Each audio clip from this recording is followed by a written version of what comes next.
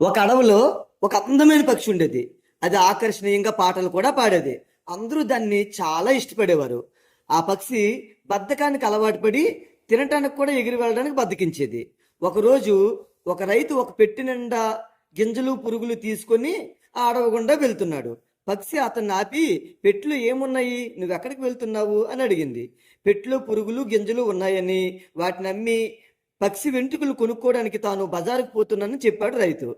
అప్పుడు ఆ అందమైన పక్షి, "నా ఒంటి నిండా చాలా వెంట్రుకలు ఉన్నాయి. నేను ఒక వెంట్రుక పీకి నీకు ఇస్తాను.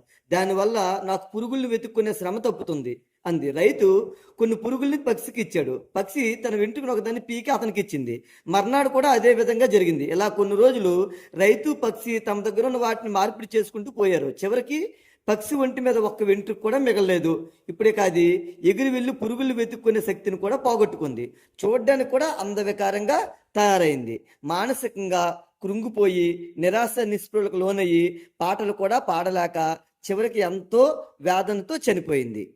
ఈ కథ నుండి నీతిని గ్రహించుకోవడానికి మనమేం చిన్నపిల్లలం కాదు కదా. మనందరం జీవితంలో ఎన్నో సమయాల్లో బద్దకించి పనికి వాయిదా వేసిన వాళ్ళమే. ఇది మనకు అలవాటు కాకూడదు. ఒకవేళ మనం ఇలా పని వాయిదా వేయడానికి అలవాటు పడిపోతే మనలో ఎంత శక్తి సామర్థ్యాలు ఉన్నప్పటికీ చివరికి ఆ పనికిరాని పక్షిలా మిగిలిపోతాము.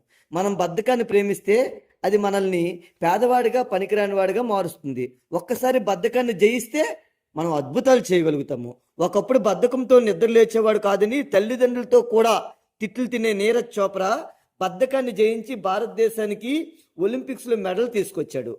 స్కూల్ మిడ్ డే మీల్స్ వండే విస్తారాబాయి కొడుకు డోంగ్రి రేవయ్య ఐఏఎస్ సాధించి యూత్ బద్ధకాన్ని వీడితే అద్భుతాలు చేయొచ్చని సందేశం ఇచ్చాడు. సినీ హీరో సునీల్ బద్ధకస్తుడిగా ఉన్నటప్పుడు అతడి యొక్క బాడీ, తరువాత బాడీ తేడా చూడండి. మనం కూడా బద్ధకాన్ని జయిస్తే మరో చరిత్ర సృష్టించగలము. Thank you very much. ఇలాంటి మంచి వీడియోస్ మీకు నోటిఫికేషన్స్ రావాలంటే మన ఛానల్ని తప్పనిసరిగా సబ్స్క్రైబ్ చేసుకోండి.